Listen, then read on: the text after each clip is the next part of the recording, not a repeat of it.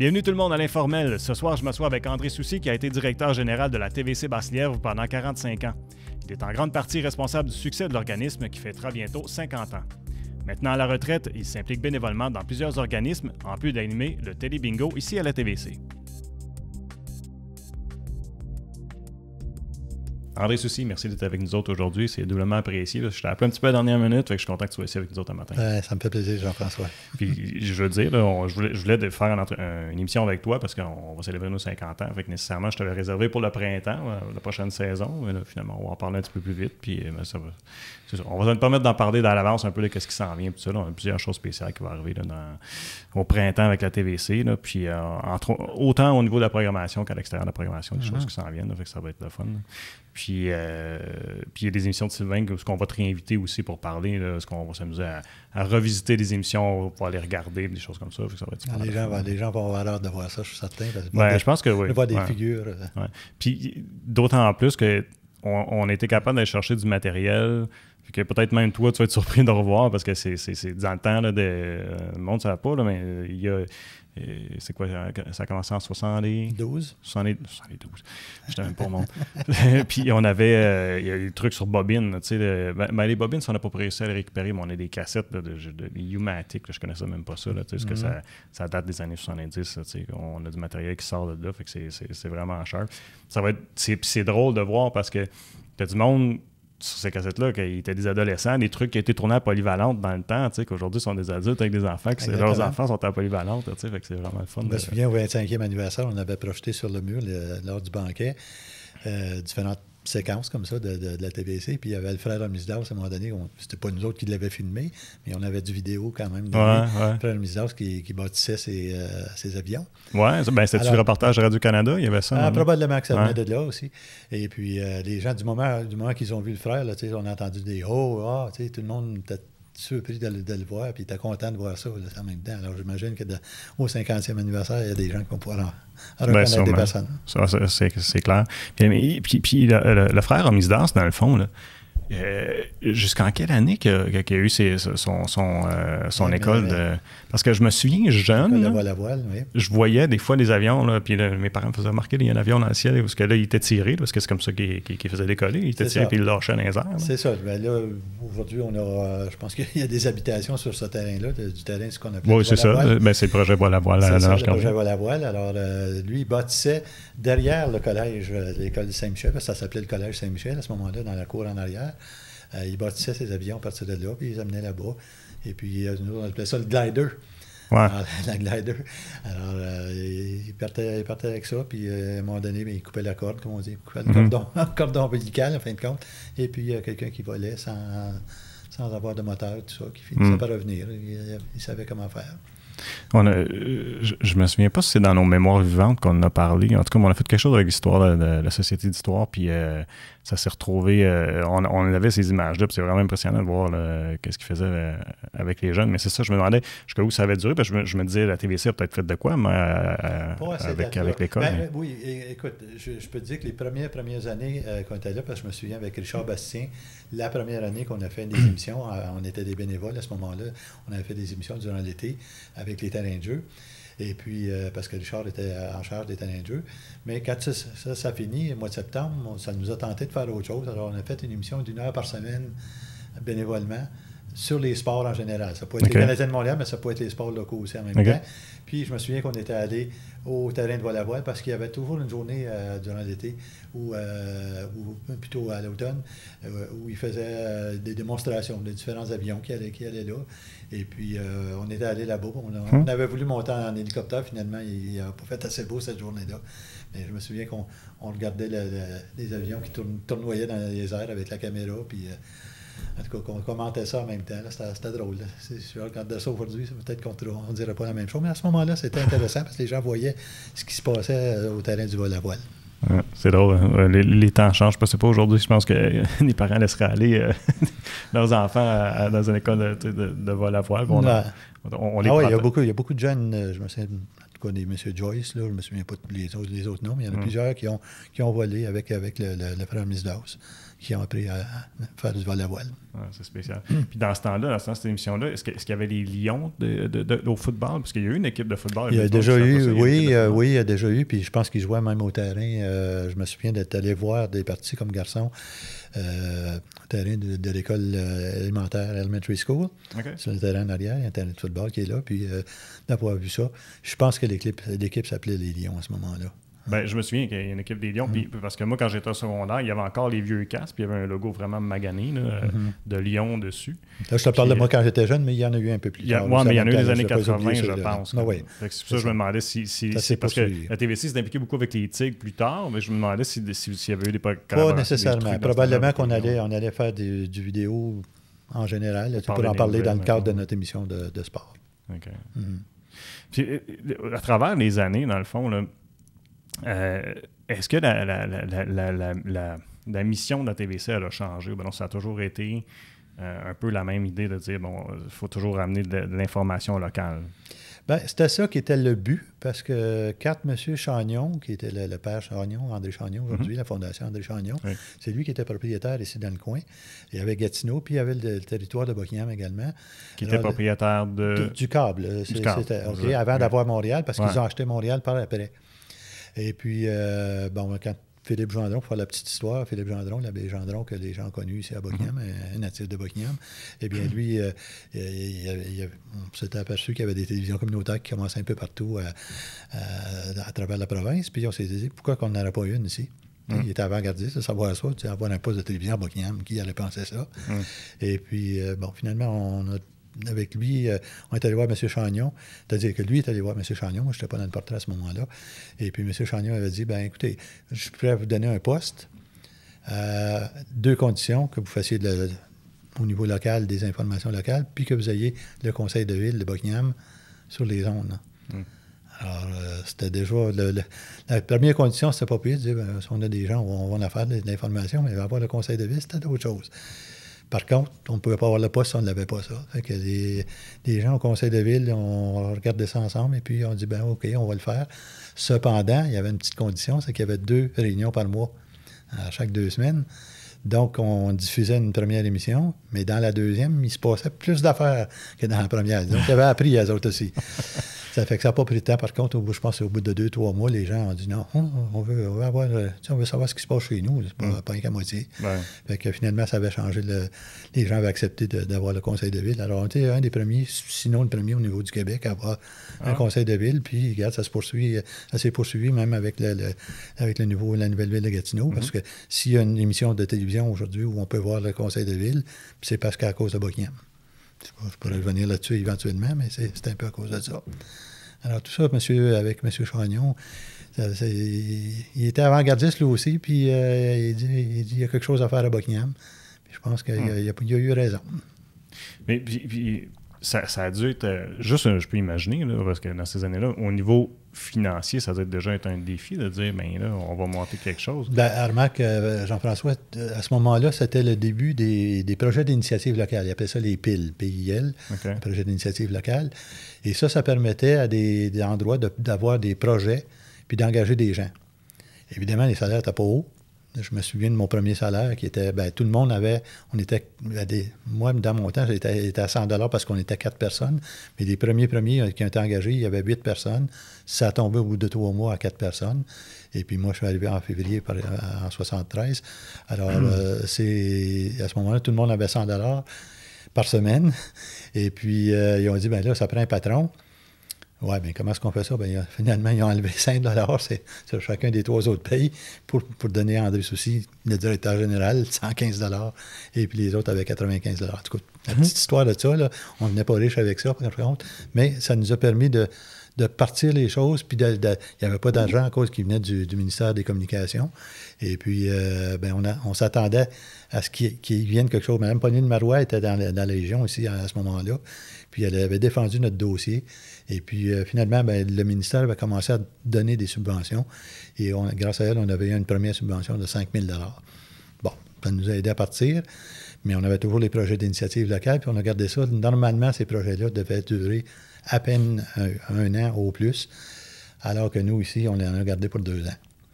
Alors, il y a M. Philippe Guilbeault qui est décédé aujourd'hui, que je veux saluer les gens de sa famille en même temps, qui a cru dans ce que Philippe Gendron lui proposait. Il disait, bien, regarde, on a ça, on s'en vient, on va avoir des subventions, ça s'en vient. Il faut que tu continues. Si tu nous laisses tomber là, dans 3, 4, 5 mois, avant qu'on reçoive des nouvelles, ça va tomber à l'eau, tout ça. Fait que lui, il avait cru, puis il a continué à nous donner ces subventions-là. Ça nous a permis aujourd'hui d'autres sortes de financements, mais ces premiers financements-là viennent de ces endroits-là. Il n'y avait pas d'argent qui venait de la ville, rien de ça. Les autres, c'était juste la permission de pouvoir diffuser, puis c'est tout. Mais là, c'était-tu une équipe à temps plein ou ça ressemblait à quoi? Ah non, on était à temps plein. On faisait 35 heures par semaine. On dit 35 heures, mais dans mon cas, c'était plus que ça. Là. Mais n'empêche que c'était une équipe qui avait... Puis on travaillait beaucoup avec des bénévoles. On avait beaucoup d'émissions. Je pense que quand toi-même t'es arrivé, il y avait un temps passé, tu te souviens qu'on avait des émissions de nouvelles ici où on avait une équipe de 10, 12, 15 personnes des fois pour faire le travail d'une seule émission. Puis on en a eu plusieurs groupes de personnes qui sont venus comme bénévoles parce qu'ils croyaient dans leur télévision communautaire. Puis eux autres me disaient, moi, je suis capable d'apporter ça, telle façon de faire à TVC. Est-ce que tu veux de moi? Qu'on les embarquait dans un projet quelconque. Et puis, c'est comme ça que c'est fait. Là. Il y avait une petite équipe, mais avec une grosse équipe de bénévoles. Fait que là, avec cette équipe-là, ça va avoir de quoi les heures de programmation? Mettons, une grille horaire, ça ressemble à quoi? Ah, écoute, c'est sûr qu'on n'avait pas les horaires avec ce qu'on a à TV, ce qu'on avait Vox à ce moment-là aussi, mais c'était nos émissions locales. Alors, s'il y avait 3, 4, 5 heures par semaine qu'on faisait, c'était nos émissions qui embarquaient dessus, puis il n'y avait pas d'autre chose, c'était ce qu'on appelle le télédac aujourd'hui, le babillard électronique. Alors, c'était notre façon de faire, c'était notre poste à nous autres. C'était un peu comme dire, au début, on avait... la télévision communautaire, c'était en noir et blanc, puis les autres sont en couleur. Alors qu'aujourd'hui, on était autant en HD, puis bon, peut-être pas les dernières choses, les derniers cris dans tout ce qu'il y a comme équipement, mais on était loin. On est quand même bien plus proche que ce qu'il y avait à ce moment-là. Alors, on disait noir et blanc, la télévision communautaire, puis ça n'a pas pris de temps que quelques années après, on a eu les premiers balbutiements, je dirais, de couleur, parce que c'était vraiment pas de la belle couleur, mais c'était de la couleur. Je me souviens de la première émission qu'on a faite en couleur avec la première caméra qu'on avait achetée. C'était avec Guy Lafleur. On était allé chez lui à Thurso. Il était joueur de hockey, puis il était blessé à ce moment-là. Il était venu chez ses parents. Et puis, on est allé le voir chez lui. Ben, il y avait un bénévole de la Légion canadienne qui organisait une fête de... Ben, c'est-à-dire pas une fête, mais le March of Dimes, qu'on appelait, la marche des 10 sous, à chaque année, qui ramassait de l'argent pour c'est un groupe, là, je ne sais pas qui parrainait, là, mais c'était la Légion canadienne. Alors, ces gens-là avaient su que Guy était là-bas. Ça fait qu'ils voulaient avoir un parrain, finalement, de leur campagne. Fait qu'il avait demandé la permission à M. Lafleur, puis Guy, il avait accepté de nous recevoir. Fait qu'on avait fait une petite entrevue avec. Puis c'est la première entrevue qui est allée en ondes, en couleur, c'était avec Guy Lafleur. Ah, c'est bien spécial. Puis il avait fait de la promotion, justement, pour le March of Dimes en même temps. Puis tu vois, Sylvain me confirme que c'est une des choses qu'on a retrouvées. Que vous avez retrouvé, c'est bien. On va la réutiliser. Non, parfait, ça. Encore parfait. 50e. C'est plein de petites surprises comme ça. Fait que là, dans ce temps-là, c'est-tu là que on était-tu en Canal 5 dans ce temps-là, c'est ça? Oui, on était Canal 5. Je pense qu'on est venu Canal 3. Là, je me souviens plus des années. Là. Ben, moi, jeune, je l'ai connu Canal 3. Bon, c'est ça. Canal 3. Parce que le Canal 5 a été très populaire, parce qu'il était populaire de différentes façons, parce qu'on avait des équipes de sport. Alors, de nos bénévoles ici, là, les gens, c'était des sportifs, bien souvent.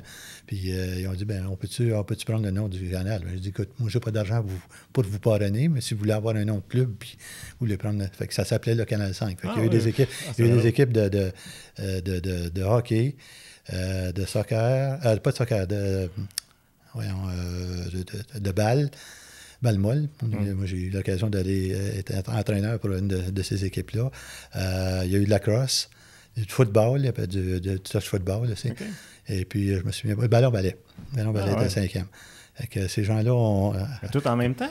Oui, saison après saison. Ça changeait. Les mêmes gars étaient là, puis il y a des gens qui s'ajoutaient à eux autres parce qu'ils étaient des spécialistes là-dedans. Mais je les avertis. J'ai dit, regardez, on a un nom à garder. J'ai dit, si vous vous mettez à faire la bataille ou n'importe quoi, il y a des scandales là-dessus qui ont été plus là-dessus. Qui étaient bien fiers d'avoir le nom de Canal 5. Ils ont gagné plusieurs championnats avec ça. Puis les gens de ce temps-là reconnaissent qu'il y avait quand même une équipe du Canal 5, et puis contre des polices provinciales au ballon-balai, des choses comme ça. Mais on faisait partie de la communauté. C'est ça, il n'y avait pas juste de la télévision, c'est qu'on faisait de tout avec la communauté, en fin de compte. Ça, j'allais dire, j'ai l'impression qu'il y avait plus un genre d'ambiance avec une camaraderie communautaire, si tu veux. Tu pouvais te permettre ça à ce moment-là, c'était ça. Aujourd'hui, tu ne peux peut-être pas te permettre de cette façon-là. Là. Je n'irai pas là-dedans parce que vous êtes rendu plus les spécialistes là-dedans. Moi, je suis plus là-dedans depuis 5 ans. Mais c'est sûr que quand on a commencé de même, si on n'avait pas parti de cette façon-là, puis si on n'avait pas dit, bien, on fait partie de la communauté. On ne veut pas juste faire un poste de télévision pour faire un poste. Fait qu'on on a dit, c'est votre télévision communautaire. Puis c'est comme ça que les gens l'ont accepté, puis dans différents domaines, de différentes façons. Quand on avait des fêtes, on a eu plusieurs... Les gens se souviendront des fêtes qu'on faisait à l'extérieur des studios, une fois ou deux par année. Partir nos émissions, finir la série d'émissions de nouvelles, ces choses-là. On avait beaucoup de plaisir. Les gens s'en venaient à quelques centaines de personnes qui venaient se présenter sur le terrain. Alors, ça faisait partie de ça. On était dans la communauté, puis les gens l'acceptaient de cette façon-là. Aussi, je pense que la relation vie privée puis travail est beaucoup différente aujourd'hui. Aujourd'hui, on a comme notre travail, puis on a notre vie de famille, mettons, puis il y a beaucoup ce qui est à la mode, c'est on veut avoir une meilleure qualité de vie de famille. Fait que l'idée, en tout cas, je sais pas, mais il y en a peut-être, puis que je suis pas au courant, mais il me semble que j'en vois pas du monde qui finissent la job et qui sont 10 à partir à jouer, mettons, une ligue de hockey de garage. En tout cas, il y en a dans différents autres domaines, mais c'est pas... je pense qu'aujourd'hui, tu aurais de la difficulté à faire ça, oui, en tout cas. Mais il y a moins de bénévolat. Le bénévolat de ce temps-là était en grand nombre. Aujourd'hui, c'est peut-être pas la même chose. On a des bénévoles qui sont là comme chroniqueurs. Ben, ils ne viendront pas passer leur journée ici là, pour faire des choses une fois par semaine. Ils font leur chronique, c'est fini, puis à la semaine prochaine. Alors que dans ce temps-là, ces gens-là traînaient autour aussi. Ils étaient caméramans, bien souvent. Ils étaient caméramans avec nous autres. Parce qu'on avait des caméramans en studio. Alors qu'aujourd'hui, on est capable d'installer 2, 3, 4 caméras, puis tu n'as plus besoin d'un caméraman. Une fois que c'est installé, c'est fait, c'est automatique. C'était la façon de faire à ces débuts-là. Puis si ça n'avait pas été ça, je pense qu'on ne serait peut-être pas là aujourd'hui. Je me permets de dire ça parce que, je veux dire, les gens ont accepté leur télévision comme c'est là, puis ça a continué. Ça a évolué avec ce que vous faites aujourd'hui. Ça a évolué. Donc, il y a eu une bonne partance, puis je pense que c'est ça qui fait que les gens l'acceptent aujourd'hui, que c'est leur poste encore. Fait que ça explique d'abord pourquoi il y a du monde encore qui vont dire au Canal 5 aujourd'hui. Au Canal 5, exactement. Exactement. Oui, c'est exactement ça. Ça a été longtemps Canal 5, puis comme je dis, dans différents sports aussi en même temps. Fait que les gens attendaient Canal 5 de toutes les façons. Tu regardais le Canal 5 à soir. C'était pas la télévision communautaire, c'était le Canal 5. C'était sur un nom commun là, que les gens adoptaient. Mais quand j'ai reçu Norm ici à l'émission, c'était encore ancré beaucoup dans sa tête. C'est Canal 5. En passant, je veux saluer Norm parce qu'il fait vraiment du beau travail. Il est retraité aujourd'hui, puis il peut rester chez lui à faire toutes sortes de petites choses, puis il peut s'occuper avec les Olympiques, puis il les a aidés à remonter. Alors, je le salue en passant, Norm. Oui, en effet. Puis là, c'est combien d'années que tu as été à la direction? 45 ans. 45. Fait que 45 ans, je peux imaginer que les défis, il y en a eu un peu un autre. Écoute, Jean-François, tu pars du début, parce que c'est que tu n'as pas de monde, tu essaies d'avoir un petit peu de monde, tu essaies d'aller chercher des projets à chaque année. C'est renouvelable tout le temps. Il n'y a pas personne qui te donne de l'argent, puis c'est automatique que tu vas l'avoir l'année d'après. Il faut toujours que tu bâtisses là-dessus. Il y a des restrictions, autant avec la compagnie de câble, des restrictions avec le ministère des Communications. On parle aujourd'hui du bingo, ça fait, je pense, quasiment 34-35 ans qu'on fait le bingo. Il y a des restrictions là-dessus aussi qu'il faut suivre. Alors, c'est toujours à recommencer. En plus, là, il y a d'autres défis. Tu as besoin d'acheter du nouvel équipement. Je me rappelle quand on a acheté les premiers équipements à haute définition, c'était 200 000 qu'il fallait chercher, puis on n'avait pas cet argent-là. Fait qu'on on a fait le tour des organismes, on est allé voir des personnes spécifiques. Et puis, finalement, on a réussi à aller chercher notre part. On n'avait pas besoin de 200 000, mais il fallait aller chercher quand même je pense que c'était, je sais pas, c'est 10 ou 20 qu'il fallait avoir de la communauté. Okay. On est allé chercher ça, puis ça nous avait permis d'avoir les équipements en haute définition. Puis je pense que vous venez juste dernièrement de rajouter à ça, à tout cet équipement-là. Il faut toujours que tu te renouvelles. Alors, c'est ça, là, tout le temps, c'est toujours un renouvellement constant. Puis, en plus de ce que tu as à faire ordinaire, ben il se rajoute des tâches, tout le temps. Fait que c'est ça c'est comme ça qu'on l'a bâti, la TVC, puis bon, on est là aujourd'hui. Là, on parle du HD, mais il y a longtemps, il y a eu d'autres investissements qui ont dû être faits à plein de niveaux. Regarde, je vais donner la petite histoire de la télévision communautaire. Quand on était au début, on n'avait pas un poste ici. Là. Il était sur la rue principale, en haut de... en tout cas, du City Room, là, quelque chose comme ça, là, juste sur la hauteur de la rue principale. Okay. Ils ont été là pour 3 mois. C'est les seuls 3 mois où il n'y a pas eu le local qu'on connaît aujourd'hui au sous-sol de l'église Saint-Grégoire. On cherchait un local, puis bon, finalement, le curé Patry nous avait entendus, puis il faisait d'ailleurs une émission avec nous autres sur les ondes, une fois par semaine. Et puis il avait dit, ben gars, je peux vous passer une partie. Là où on était installé, c'était le studio même, en ce moment-ci, et de l'autre côté, bien, il y avait la console technique. Et puis, avec le curé Patry, on avait bâti le studio tel quel, et ça nous a permis, mais par contre, les gens, quand ils faisaient une émission, ils bâtissaient une émission avec le petit portatif, il fallait qu'ils le fassent à mesure, là, il n'y avait pas d'appareil de montage. Okay. Alors, ils bâtissaient, ils disaient, ben là, je vais faire telle séquence. OK, ils montaient en filmant. Ils montaient en filmant. Okay. Il fallait déjà qu'il y ait ça sur le papier, puis ils disaient comment il allait faire ça. Puis une fois que ça c'était fait, bien là c'était une émission d'une demi-heure qu'il y avait le mardi soir ou le mercredi soir. Mais là, il ne pouvait pas mettre ça en ondes ici. Il partait, il allait à la tour de Vidéotron. Ah oui, c'est ça. Si on voit lorsqu'on passe sur l'autoroute 50, là, dans le haut du rocher, là, il y a les grandes tours qui sont là. Proche de quand tu arrives à la sortie de Doherty. Oui, exactement. Okay. Alors, tu peux prendre le chemin Doherty à ce moment-là, puis te rendre là. Puis, il y avait une petite cabine qui était là. Et puis, le technicien se rendait là avec sa bobine, avec son appareil.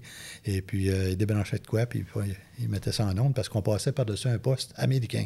C'était le poste de Plattsburgh, si je ne me trompe pas. OK. Alors, on passait par-dessus, on mettait ça en ondes, on disait, ben, c'était à 6 heures, tel soir. Puis là, on mettait une programmation une fois, une émission ou 2 par semaine. On l'annonçait dans les journaux, puis les gens pouvaient regarder à ce moment-là. Après ça, il est venu, ben, on a dit, là, on était chanceux parce que ça a commencé le 4 avril. Fait qu'il y avait la chaleur commençait à arriver, donc on n'a pas eu l'hiver à aller dans la neige pour se rendre là-bas, là, dans la tempête. Mais là, ils nous ont accordé d'avoir un petit boîtier qui était juste ici dans la console, où on pesait sur le bouton, puis on enlevait le poste américain, puis on embarquait notre émission. Fait que ça, c'était déjà une deuxième étape. Au moins, tu n'as pas besoin de te déplacer à chaque fois au fret. Non. Par contre, on était toujours sur le poste américain, puis je te dirais aujourd'hui, parce que je sais qu'on était en plein dans les séries, séries éliminatoires de la Ligue de baseball. Et puis, mais quand il y avait ça, à ce moment-là, il n'y avait pas de poste spécialisé comme aujourd'hui, qui font juste présenter des sports.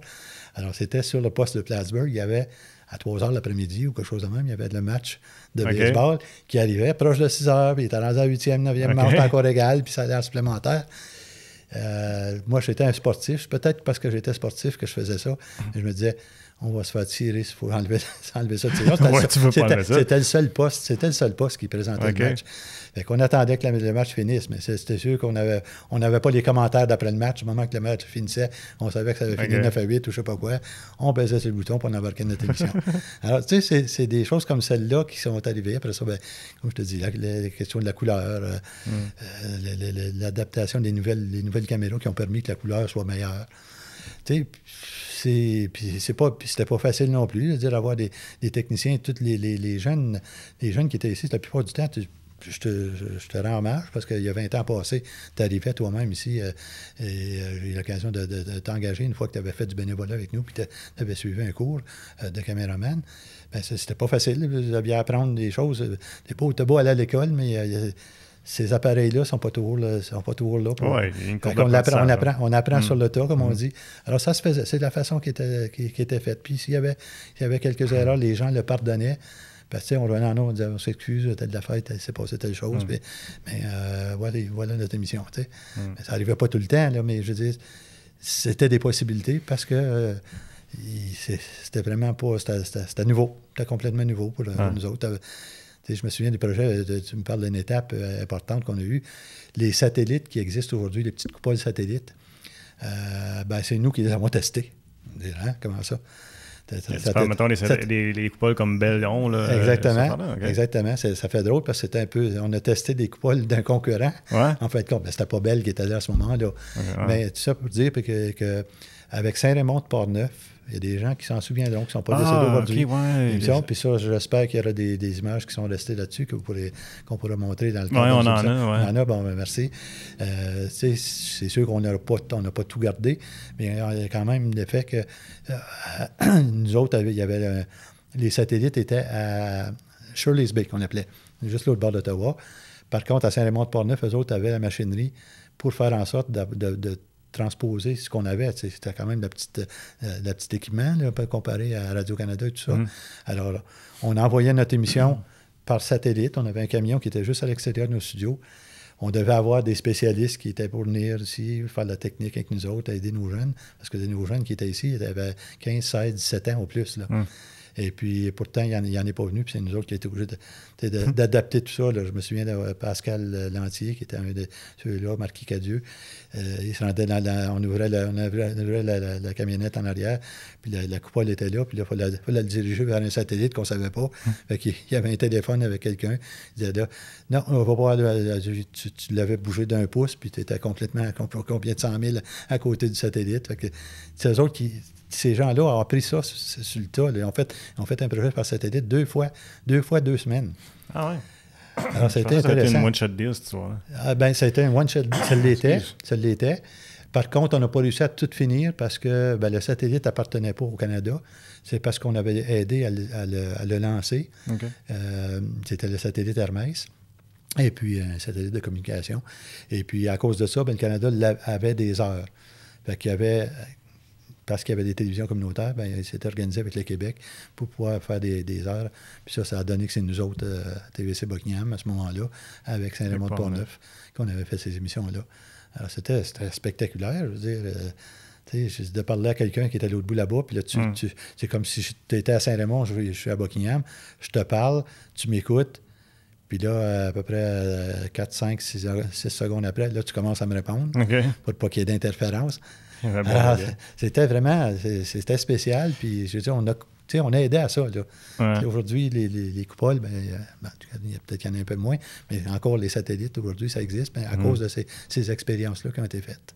Ça aurait pu être vraiment spécial que la télévision communautaire ait été impliquée là-dedans. Puis on continuera à en reparler. Le premier segment de 30 minutes tire à sa fin. Fait que je vais prendre quelques secondes pour dire merci à tous ceux qui nous écoutaient. Vous pouvez nous écouter là, pour le reste de l'entrevue. Là, on est disponible autant en balado-diffusion sur Apple Podcasts, Spotify et SoundCloud.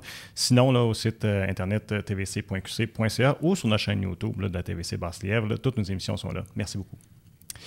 C'est pété de penser que la télévision communautaire était impliquée dans un aussi gros projet, mais ça existait déjà, j'imagine. C'est juste parce que là, on a une occasion de le faire ici localement? Ou ça débutait. C'était vraiment pour tester ces fait que ça veut dire que, mettons, les grosses boîtes comme Radio-Canada ne faisaient pas encore du split ou du direct. Ils en faisaient peut-être d'une certaine façon, mais au niveau des petites coupoles, les autres avaient des grosses coupoles. À Shirley's Bay, c'était des grosses coupoles qu'il y avait là.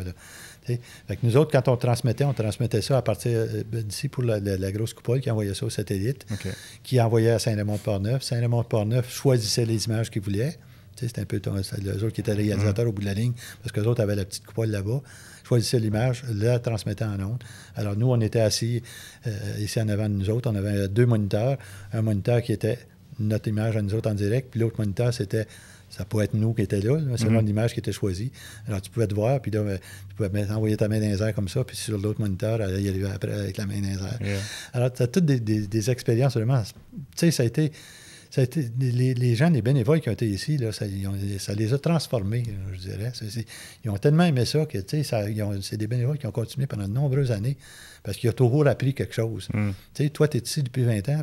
Tu n'aurais pas été ici si tu n'avais pas appris quelque chose, puis si tu n'avais pas été une personne communautaire qui aime ce milieu-là en même temps, puis qui veut faire de l'ouvrage. Bien, ces gens-là, c'est avec ces gens-là qu'on a bâti la télévision communautaire. C'est spécial aussi de penser, parce qu'il faut se mettre aussi à l'esprit que c'était pas accessible à tout le monde non plus, tu sais, comme ça l'est aujourd'hui. Aujourd'hui, tout le monde va avoir un téléphone cellulaire, on va faire une petite vidéo, puis on le partage. Tu sais, on le filme, ou même on va le faire live sur Facebook ou peu importe. Fait que, tu sais, puis même, mettons, si je regarde moi, la génération de mes enfants, c'est plus impressionnant, là, veut dire. Ils sont habitués, les autres, ça fait partie de leur quotidien depuis qu'ils sont très jeunes. Alors que dans ce temps-là, ben c'était spécial là, de dire hey, j'ai vu, je sais pas moi, ben, pas en direct, mais nécessairement, mais j'ai vu ce qui s'est passé, mettons, à sa rue principale en fin de semaine. On a vu des images de ça. Ben, c'était la caméra qui faisait le tour. Je veux dire, tu ne vas pas compter sur Radio-Canada. Radio-Canada venait de voir ici s'il y avait un gros événement. Je prends le feu de l'hôpital. Ouais. Nous, on l'a diffusé, le feu de l'hôpital, en direct. Hein? On a sorti la caméra juste à l'extérieur de nos studios ici. Puis on transmettait ça. Les gens voyaient ce qui se passait.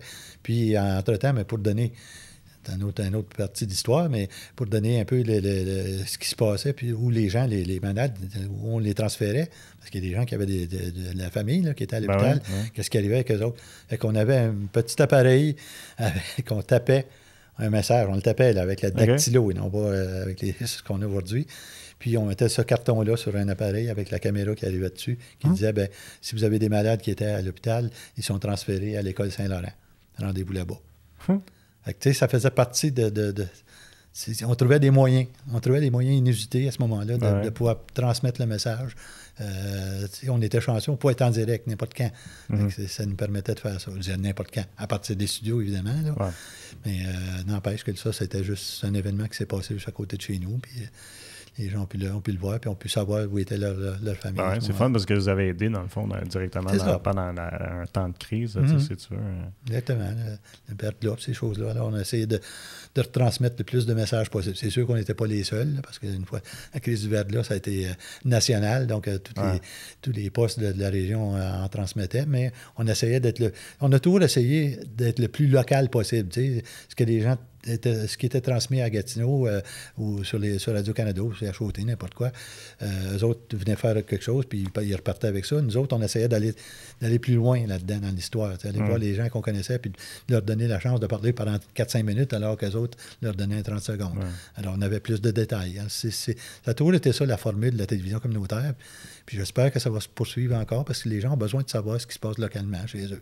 C'est sûr qu'aujourd'hui, vous avez à travailler avec tout ce que tu viens de mentionner, là, les différents endroits où vous devez transmettre votre émission, mais c'est ça, l'évolution. Fait que les gens peuvent les voir de différentes façons, puis j'espère qu'ils se donnent la peine d'aller regarder ces émissions-là, parce qu'il y en a qui sont fort intéressantes. Là, j'en regardais encore la semaine passée, puis il y a des choses intéressantes qui se passent chez nous, puis la télévision communautaire est toujours là.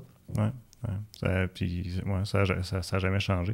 Ça me fait penser qu'à travers les années, là, dans le fond, là, on était quand même chanceux parce qu'on avait une télévision communautaire qui pouvait être sur place pendant des gros moments. Là, puis je me souviens, on a eu des images, exemple, il y a eu la tornade à Masson. Exactement. Tu as nommé le verglas, le feu à l'hôpital. Plus récemment, les inondations. Tu sais, que quand les gens, je trouve que quand il y a des événements comme ça, les gens ont besoin d'être rassurés, savoir c'est quoi qui se passe. Puis je trouvais ça beau l'histoire que tu me disais pour l'hôpital, de dire OK, je peux me rassurer, je sais pas, ma tante, ma mère ou je sais pas quoi qui est à l'hôpital, OK, je suis au courant, qu'est-ce qui est arrivé, où est-ce que ça s'en va, tout ça. Mais c'est ce qui m'amène à dire que la télévision communautaire, à quelque part, est quasiment parce que c'est quand même 50 ans, c'est quasiment un patrimoine, là, dans le fond, là, quand tu regardes ça. Puis je suis bien content que la Société d'histoire s'occupe en tout cas, qu'elle va regarder ce que vous allez faire de spéciaux comme pour le 50e anniversaire, puis si eux autres peuvent en faire aussi, que ce soit gardé dans l'histoire, parce que on n'a pas tendance à dire, c'est pas un organisme communautaire spécifique, mais c'en est un, par lui-même, puis qui a fait certaines choses que d'autres ne font pas. Tu sais, aller aider le Club Lyon à faire un blitz à chaque année. Ouais, ça a été ma première gros projet que je devrais dire, parce que j'arrivais en 73, puis les autres, c'était en novembre 73, ils avaient décidé de vouloir faire quelque chose de spécial pour ramasser de l'argent pour les paniers de Noël. Et puis, il était venu me voir, j'ai dit, regarde, vous en pensez si on faisait quelque chose en direct dans nos studios? Alors, on avait un studio sur un côté, un studio sur bord-ci, Puis on traversait les caméras d'un bord à l'autre pendant on préparait la deuxième partie de l'autre côté avec les décors, ces choses-là. Il y avait de quoi qui se passait ici. On avait des élèves qui venaient jouer de la musique en ondes. Ce qu'aujourd'hui a été fait à la salle des Chevaliers de Colomb, qu'on a connu depuis quasiment les 20 dernières années, à part les dernières années avec la pandémie. Alors, ça a été notre premier projet, puis ça s'est poursuivi. Alors, tu sais, juste là, les gens embarquaient avec nous autres dans le projet, disaient, nous autres, on va diffuser, s'il vous plaît, soyez généreux. Ça s'est poursuivi. Regarde, aujourd'hui, le Club Lyon est un des clubs les plus populaires, en tout cas, le club le plus populaire dans la région ici. Puis il fait d'excellent travail, puis il apporte beaucoup à la communauté, grâce justement à des événements comme ceux-là. Là, on a contribué à les aider à partir de ça. Ouais. J'ai toujours trouvé que c'était une des plus belles collaborations qu'on avait avec un organisme, dans le sens que c'est tellement gros comme les montants qui sont ramassés, puis après,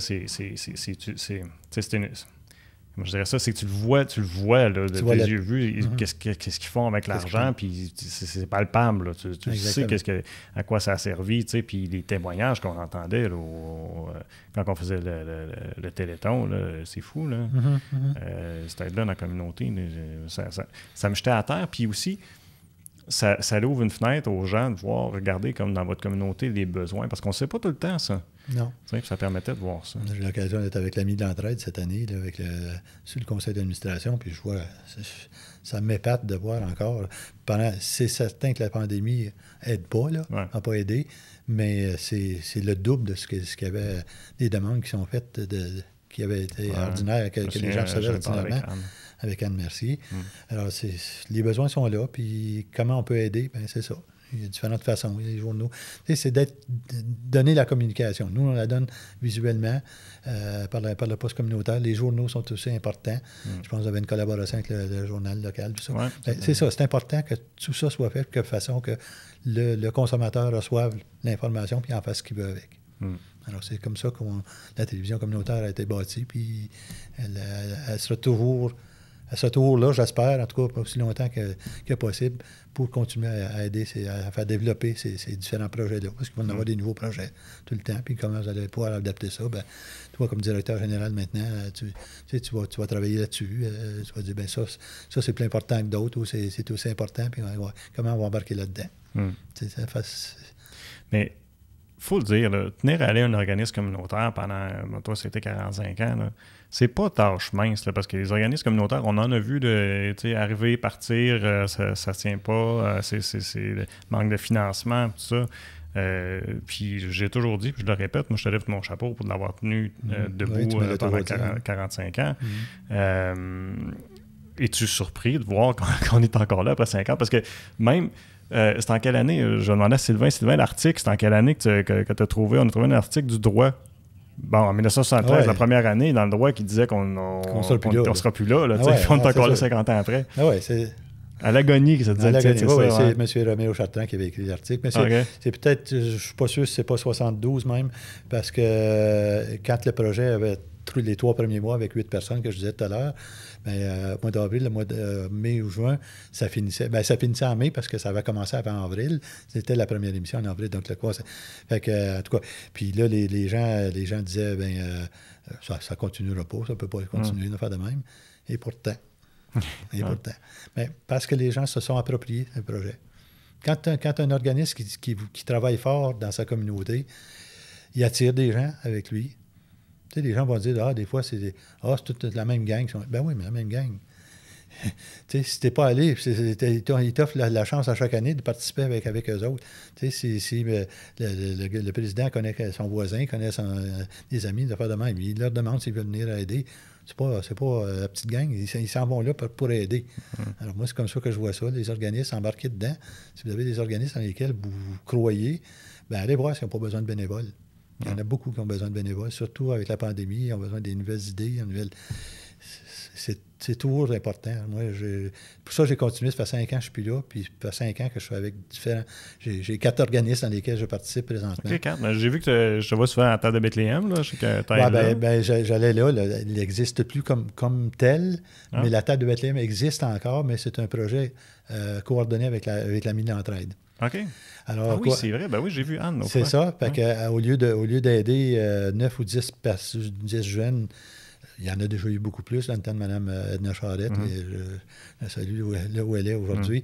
Elle a tenu tête à beaucoup de monde pour arriver à nourrir ces enfants-là. Puis elle a toujours voulu que ça continue. Puis moi, j'ai voulu que ça continue aussi. Alors, on a fusionné ces deux groupes-là ensemble.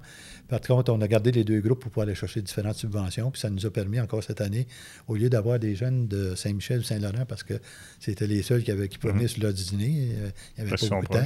C'est ça. Alors qu'aujourd'hui, on peut avoir, je ne sais pas, je ne veux pas aller trop loin, mais c'est 6 ou 7 écoles, si je ne me trompe pas, qu'on va à chaque jour. Il y a 71 jeunes pour l'instant qui sont inscrits. Wow. Fait que c'est 9 fois, 8 ou 9 fois le nombre de jeunes qu'on pouvait... Bravo. Fait que... Puis ça, c'est pour différentes raisons, comme je te dis, la distance ou la pandémie, les parents disaient, je ne veux pas envoyer mon jeune à l'extérieur, je veux qu'il reste dans sa bulle à l'école. Il y a toutes sortes de raisons, en fin de compte. Alors, on ne voulait pas tomber à l'eau à cause de ça. Alors, on s'est dit, il y a beaucoup plus que 9 ou 10 jeunes qui en ont besoin. Puis, quand on a fait le sondage, on s'est aperçu que on visait une centaine. Ça ne dit pas que d'ici une couple d'années, il n'y en aura pas une centaine.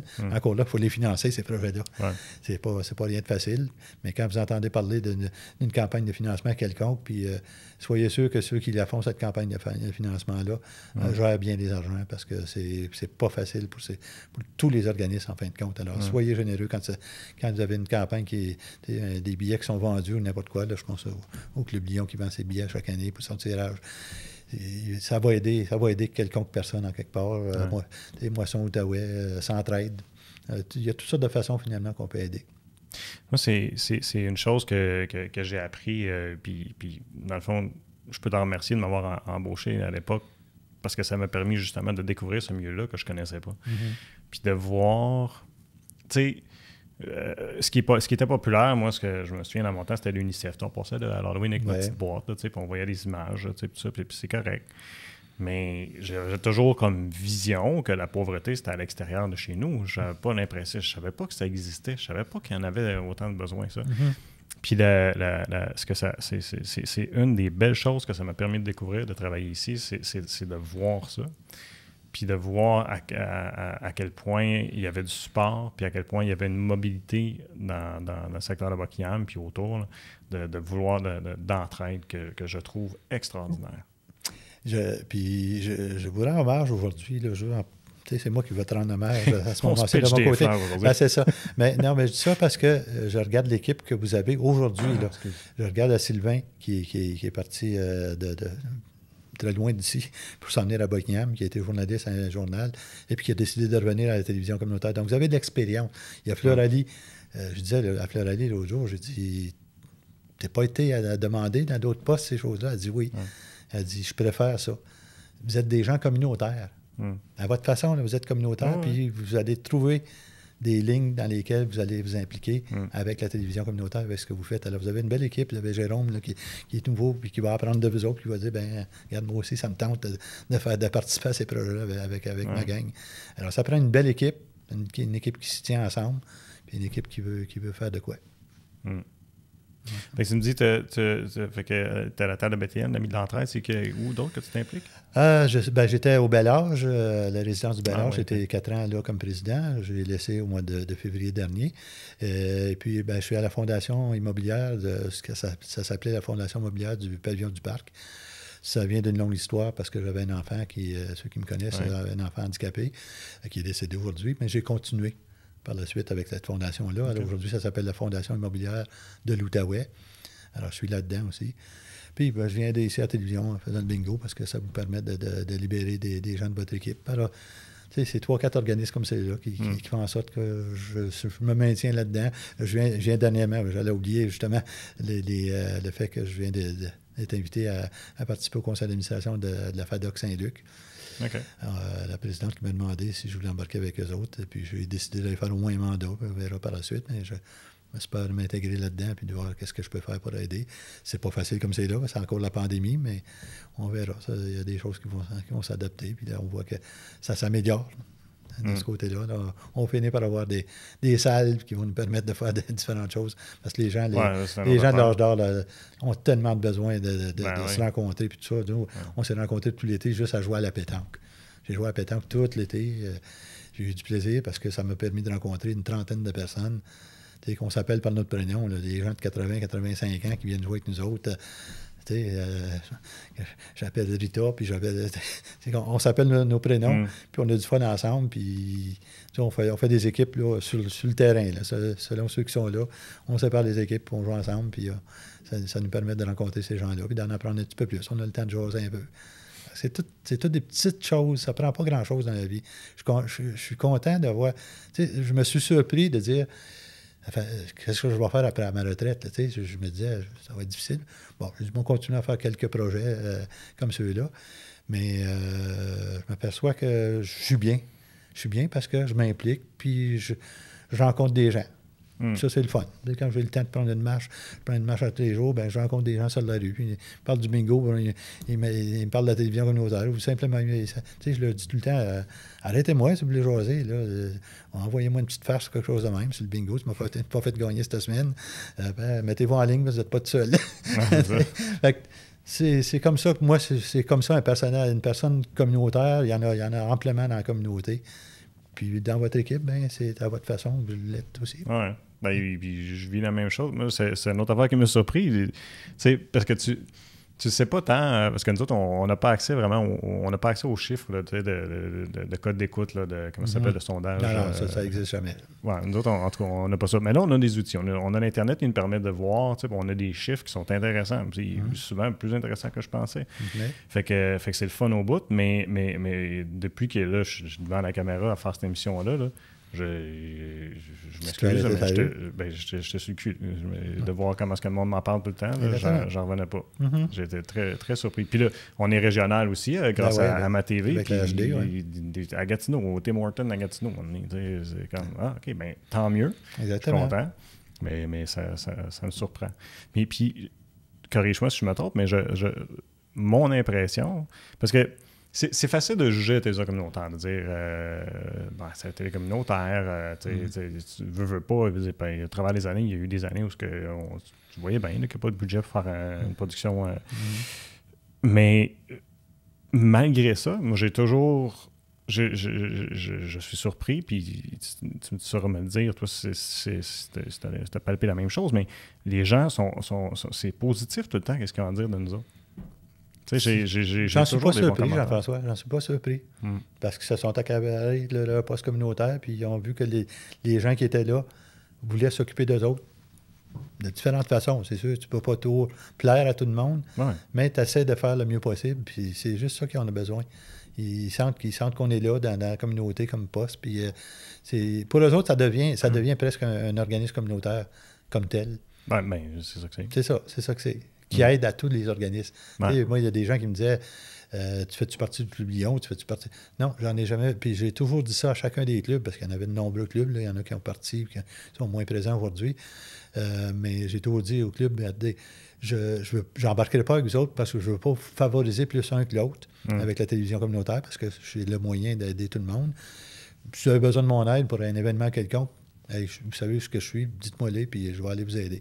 Puis ça, c'est arrivé à plusieurs occasions dans différentes choses. Aller distribuer des paniers de Noël au début. En dernier, je faisais juste aller les filmer, puis ces choses-là, mais parce qu'il y avait plusieurs bénévoles, puis il y en avait suffisamment, mais j'ai déjà été distribuer des paniers de Noël, un peu comme mon papa faisait. Dans le local où on est juste ici, à côté, faisant partie de l'histoire, ils sont les bureaux. C'était les bureaux de la Saint-Vincent-de-Paul. Alors, j'ai une photo où je suis sur la photo avec des paniers de Noël en avant de nous. Il y avait 3-4 personnes là, qui étaient sur la photo. Mon père ne l'était pas parce que c'est lui qui prenait la photo. Puis c'était le local de ça. Ouais, c'était juste ici, juste à côté. Alors, c'est pour ça que moi, j'ai toujours dit que je n'ai pas été loin dans la vie. J'ai resté sur la rue Lahaye. J'ai été à l'école Saint-Michel juste à côté. J'ai acheté une propriété juste sur la rue Church, juste ici à côté. Puis 2 minutes de marche, je suis rendu à la TVC.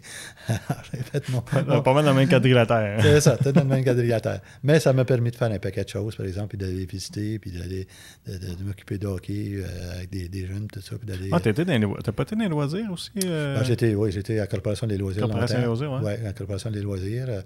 Malheureusement, j'étais du groupe qui a dû décider à un moment donné de détruire le terrain de balle, le Parc McAndrew, les estrades qu'il y avait là. Les gens aimaient ça, moi j'ai toujours aimé ça. J'étais contre, mais on n'avait plus le choix. Là. Et quand il y a eu la tempête, il y a eu une première tempête, à un moment donné, une des tornades, ça avait détruit le côté... En tout cas, le côté gauche là, de l'estrade. Alors, on ne pouvait plus laisser ça de même. Alors, par la suite, puis c'était en train de se défaire. C'est pour ça que c'est juste des petites estrades aujourd'hui, là, mais je faisais partie de ce groupe-là. J'étais à l'association du hockey mineur avec M. Jim Lahey, puis j'étais son vice-président à un moment donné, l'année qu'il a fait tellement chaud, ça s'appelait le tournoi de Pâques, parce que c'était toujours à Pâques à ce moment-là. Aujourd'hui, tu ne peux plus faire ça parce qu'il y a les championnats provinciaux. Mais à ce moment-là, c'était le tournoi de Pâques, c'était le tournoi de Buckingham. Puis les équipes venaient de partout, de Montréal, un peu partout. On venait disputer les matchs ici, puis il avait fait chaud. C'était la fin d'avril, puis il avait vraiment fait chaud. On avait même fait une émission à l'extérieur des studios à ce moment-là. On avait sorti nos chaises dehors, puis on avait rencontré les gens du hockey mineur. Puis il avait tellement fait chaud que la glace fondait. C'était pas... Il n'y avait pas de la bonne équipement pour la tenir à l'île. On avait demandé aux pompiers d'arroser le toit de l'aréna pour garder la fraîcheur le plus possible. Mais on était... je me vois encore avec Jim Lahey dans l'estrade, juste à côté, parce qu'il y avait un haut d'estrade. Peut-être que tu ne te souviens pas de ça, mais on était debout les deux. On était assis les deux à côté avec les bras sur le bord. Puis je disais à Jim, on ne peut plus rien faire, là. Il dit non, je le sais, André. On était obligé de renvoyer des équipes chez elle. La seule équipe qu'on avait gardée, c'était dans le cadre de la catégorie Pee-Wee. Et dans ce temps-là, c'était pas le A et le B d'aujourd'hui. C'était les équipes. Nous autres, on jouait B, mais c'était avec les équipes d'Ottawa, tout ça. Là, fait que, on avait une belle équipe. C'est les années qu'on a gagné le tournoi à Québec, là, 2 puis 3 années de suite. C'est le tournoi. On était rendu en finale, puis c'était contre une grosse équipe de Montréal. C'était l'autre équipe qui perdait pas.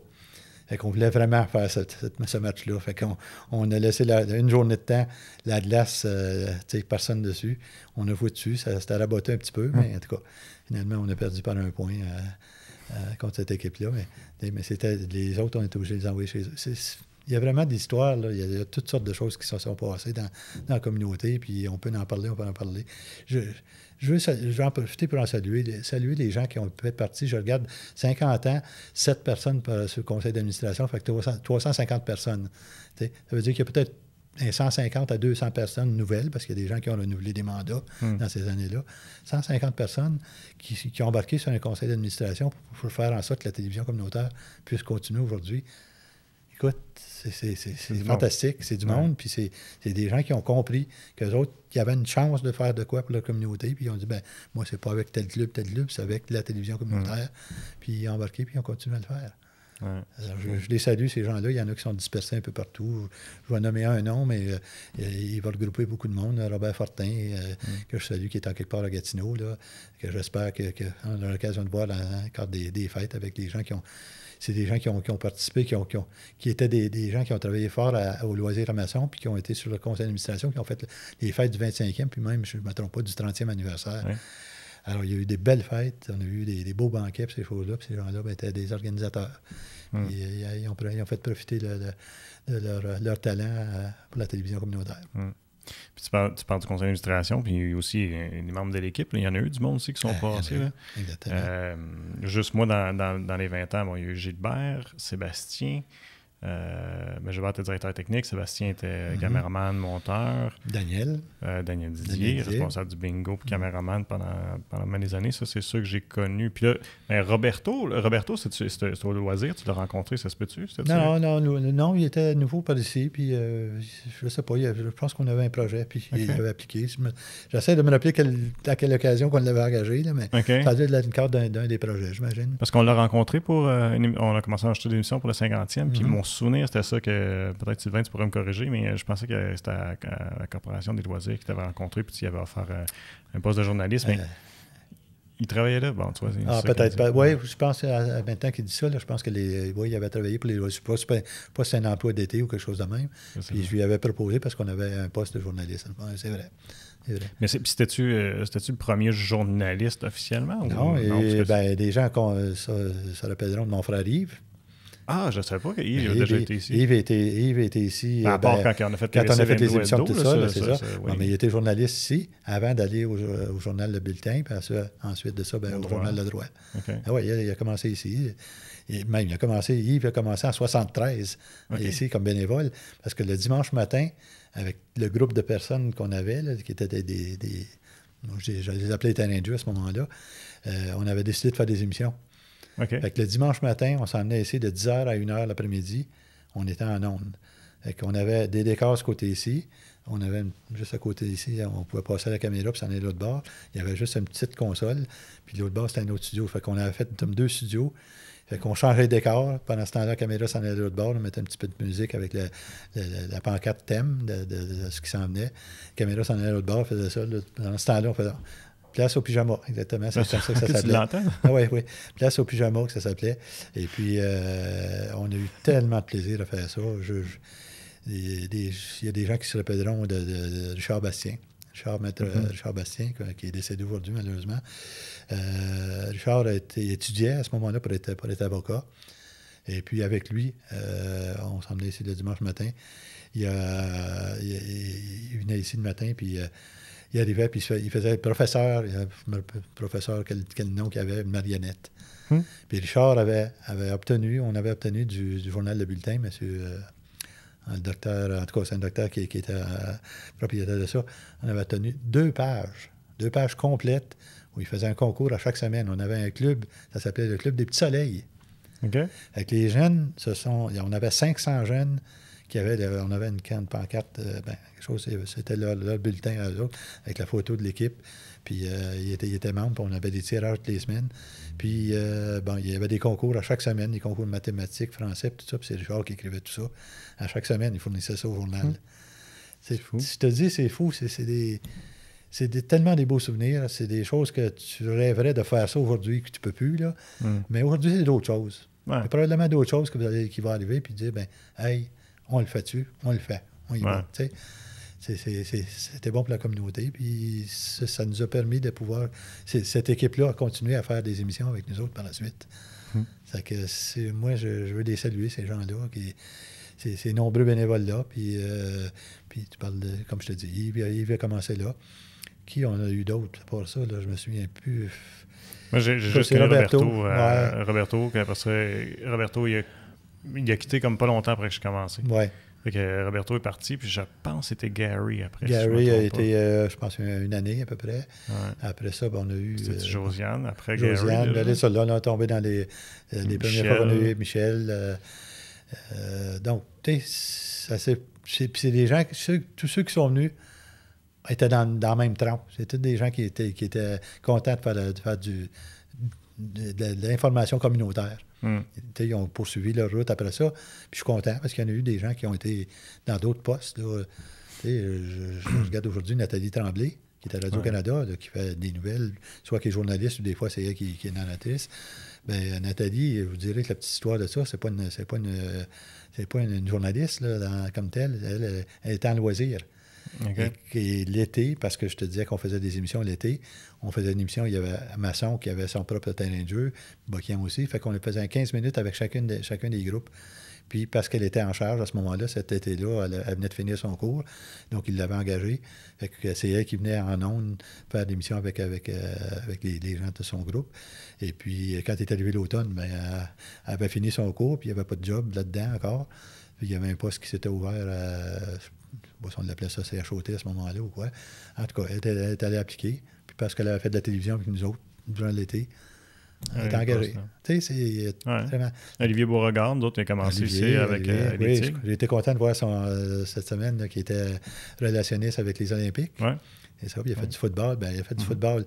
Il faisait du football avec nous autres. Puis une des journées, un samedi, qu'on faisait les premiers temps, là, ça faisait 2-3 émissions qu'il faisait. Il y avait CGRC qui était venu sur le terrain de l'école polyvalente. Il y avait des démonstrations, je pense, d'auto avec...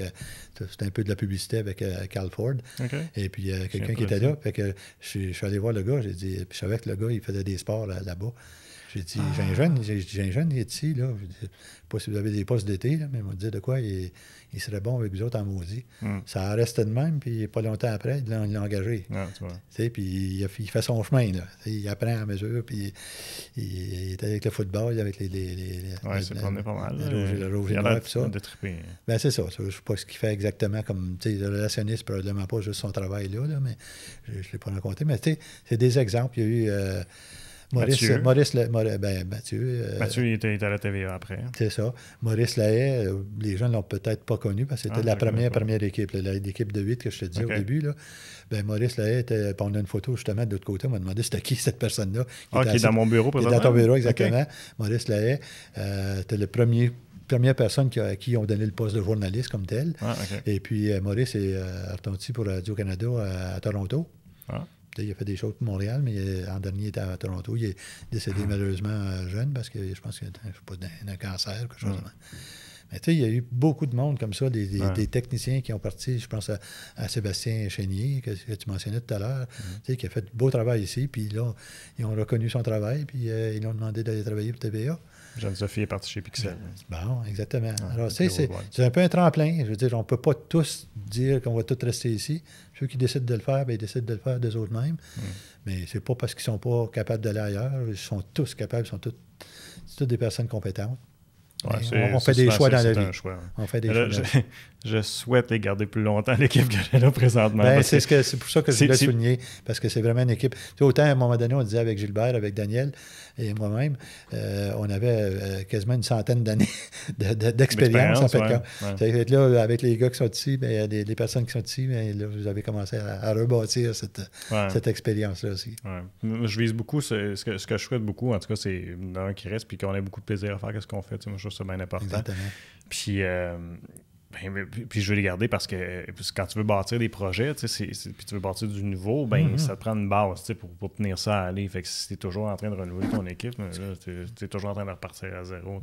Fait que ce que je souhaite, c'est qu'il y ait du plaisir et qu'ils soient dans les conditions de travail qui sont convenables pour pouvoir les garder un certain temps. Je trouve que c'est correct de servir de tremplin à tes communautaires, mais à un moment donné aussi, essayer de garder une base qui va nous permettre de bâtir nous autres aussi. J'ai été le premier des gens à la Fédération des télévisions communautaires, ça existe encore.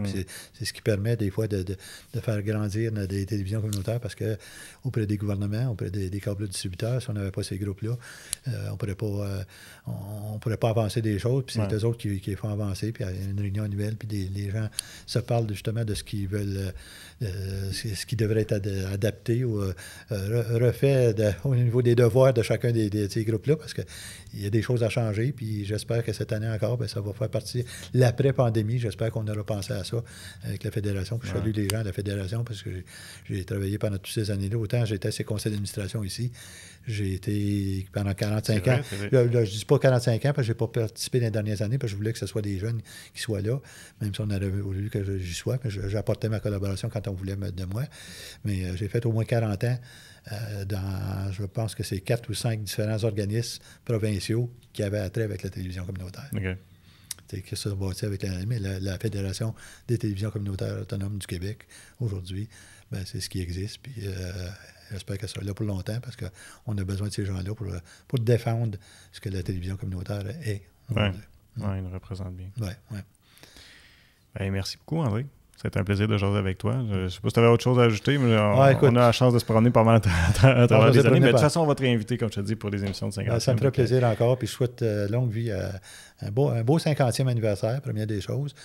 J'espère que les gens qui sont de l'extérieur, quand vous entendrez parler, là, j'espère qu'on fera une bonne publicité partout, là, dans tous les journaux, puis sur Internet et tout ça, que ces gens-là, quand ils vont voir, disent ben moi, j'ai participé d'une certaine façon.